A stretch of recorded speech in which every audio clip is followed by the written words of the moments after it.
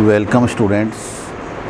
आज हम अरस्तू के बारे में उसके जो विभिन्न विचार हैं उनका अध्ययन करेंगे, क्योंकि अपना जो फर्स्ट पेपर है यह है यूनानी राजनीतिक दर्शन का पेपर है और इसमें हम जो अध्ययन कर रहे हैं वे अरस्तू के जो विभिन्न राजनीतिक विचार हैं उनका अध्ययन कर रहे हैं। आज का जो हमारा टॉपिक है कि अरस्तू के अनुसार नागरिकता क्या है, theory of citizenship by Aristotle. कि अरस्तू के संविधानों के वर्गीकरण में हमने देखा कि अरस्तू अपनी प्रसिद्ध जो ग्रंथ है पॉलिटिक्स, उसके भाग 3 में संविधानों का वर्गीकरण करता है और उसी संविधानों के वर्गीकरण में वह नागरिकता का भी उल्लेख करता है। क्योंकि जब हम अध्ययन करते हैं तो द पॉलिटिक्स जो ग्रंथ है अरस्तू का, उसका जो भाग 3 है वह अति महत्व का है, क्योंकि वही विभिन्न संविधानों के वर्गीकरण के बारे में बताता है और वही हमें अरस्तू के नागरिकता संबंधी विचारों के बारे में बताता है। कि अरस्तू ने विस्तार से नागरिकता के बारे में वर्णन किया है और अपने नागरिकता संबंधी विचारों का वर्णन करने से पहले अरस्तू तत्कालीन समय में जो यूनान में, एथेंस में जो नागरिकता की प्रचलित अवधारणाएं थी, परिभाषाएं थी, उनका खंडन करता है। सबसे पहले अरस्तू ये बताता है कि कौन व्यक्ति राज्य का नागरिक नहीं हो सकता। इसके अंतर्गत जो इसका मानना है अरस्तू का कि राज्य का केवल ऐसे लोग राज्य के नागरिक नहीं हो सकते जो कि वहाँ केवल निवास कर रहे हैं, क्योंकि निवास करने वाले से तो विदेशी लोग हैं, वे भी एक राज्य में निवास कर सकते हैं। जो दास हैं वे लोग भी राज्य में निवास कर सकते हैं।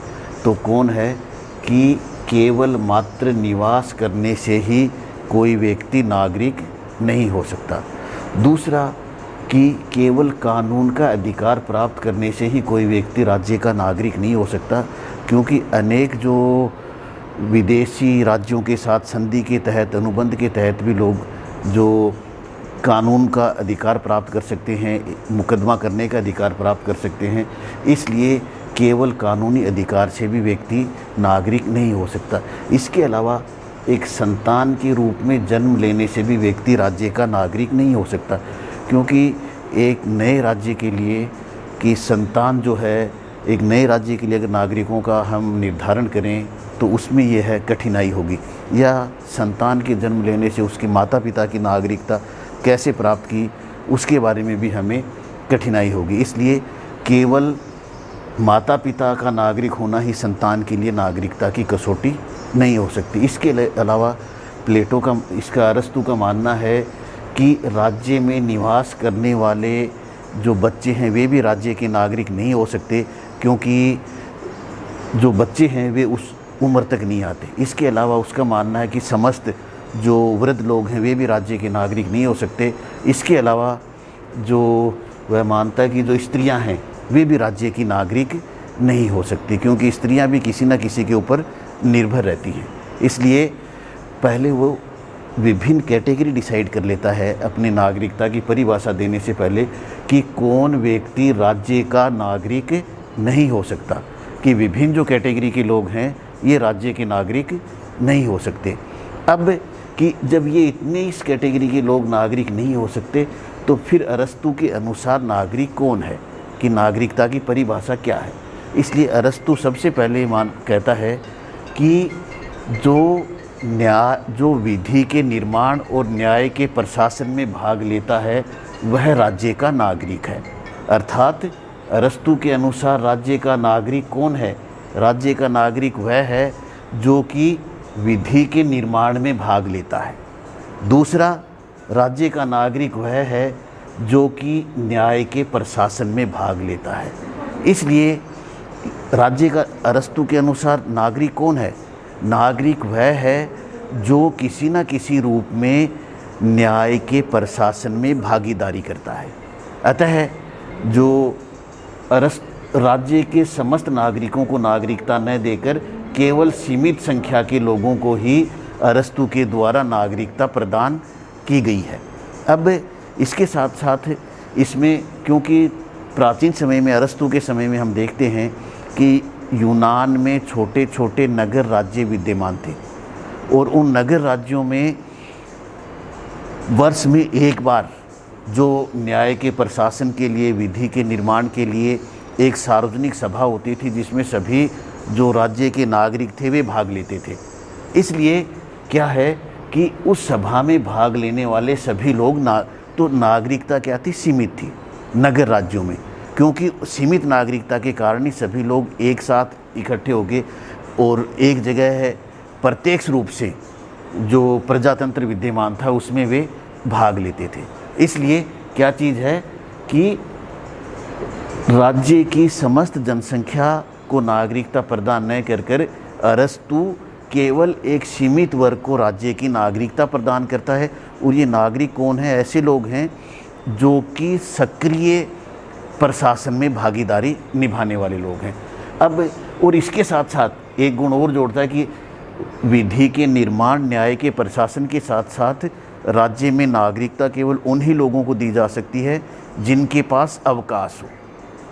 अवकाश से तात्पर्य अरस्तु का किसी प्रकार का छुट्टी होना या किसी प्रकार का आलस्य से संबंधित या आराम करना नहीं है। अवकाश से तात्पर्य है कि ऐसे लोग जिनके पास समय हो, ऐसे लोग जो न्याय के प्रशासन में समय प्रदान कर सके, या ऐसे लोग जो केवल जिनका बौद्धिक ही कार्य है। इसलिए अवकाश की, जिनके पास अवकाश नहीं है वह राज्य का नागरिक नहीं हो सकता। इसलिए अरस्तु जो है वह जैसे राज्य में दास वर्ग है, श्रमिक वर्ग है, कारीगर वर्ग है, उसके पास क्या है?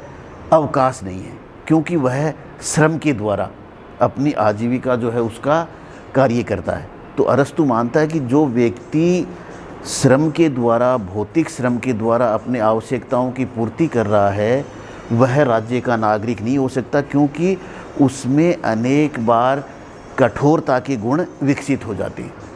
और शासन करना, प्रशासन करना कैसा है? ऐसा कार्य है जो कि एक बुद्धिमान व्यक्तियों का कार्य है, एक ऐसे लोगों का कार्य है जो कि धैर्यवान लोग हों। इसलिए अरस्तु जो है वह राज्य में नागरिकता सीमित रखना चाहता है और इस सीमित नागरिकता के अंतर्गत वह राज्य के प्रत्येक वर्ग को नागरिकता प्रदान न कर केवल एक सीमित वर्ग को, और इसमें बहुत ही कम मात्रा में जो लोग हैं उन्हें नागरिकता राज्य में प्रदान होती है।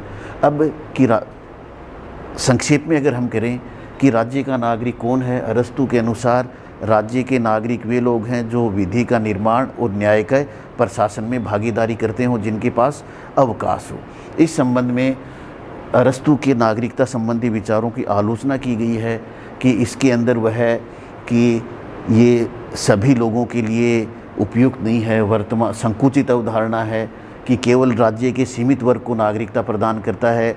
धनिक तंत्रीय दृष्टिकोण है कि केवल संपत्ति वाले लोग ही नागरिक हो पाएंगे और वे लोग ही, संपत्तिशाली लोगों के समर्थन में ही कानून का निर्माण होगा, जिसमें कि गरीब जो है वह निरंतर गरीब ही बना रहेगा। इसके साथ कि स्त्रियों को नागरिकता प्रदान न कर उसने उनके प्रति जो अपना दृष्टिकोण जो है वह व्यापक नहीं बनाया है, असमानता का दृष्टिकोण अपनाया है, क्योंकि उसका मानना है कि स्त्री जो है वह अपने माता पिता पर या अपने पति पर ही निर्भर रहती है, इसलिए उसे स्वतंत्रता प्रदान नहीं की जा सकती, जो कि एक असमानता का प्रतीक है। और वर्तमान समय के जो आधुनिक राष्ट्र राज्य हैं जिनमें लोकतंत्र है, वहाँ पर ये नागरिकता की परिभाषा अरस्तु के द्वारा दी गई है उसे लागू करना संभव नहीं है।